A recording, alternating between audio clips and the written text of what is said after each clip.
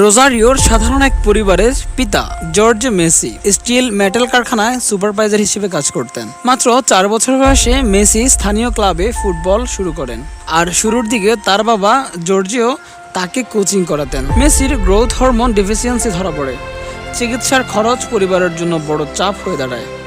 Georgia অতিরিক্ত কাজ করে ছেলের চিকিৎসা ও ফুটবল চালিয়ে যাওয়ার চেষ্টা করেন। 2000 সালে জর্জিয়া তার 13 বছর বয়সী ছেলেকে নিয়ে বার্সেলোনাতে যান ট্রায়ালের জন্য।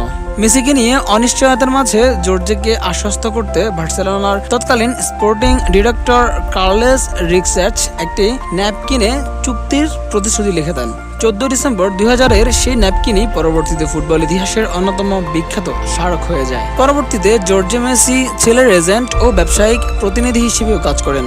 মেসি যখন বিশ্বের অন্যতম সেরা ফুটবলার হয়ে উঠলেন, জর্জে তার ক্যারিয়ারের গুরুত্বপূর্ণ সিদ্ধান্ত ও চুক্তিগুলোতে পাশে ছিলেন। 2026 সালের আগস্টে জর্জে মেসির মৃত্যু এই গল্পটাকে একেবারে অন্য মাত্রা দিয়েছে। বিভিন্ন ফুটবল সংস্থা ও ক্লাব তার মৃত্যুতে শোক জানিয়েছে।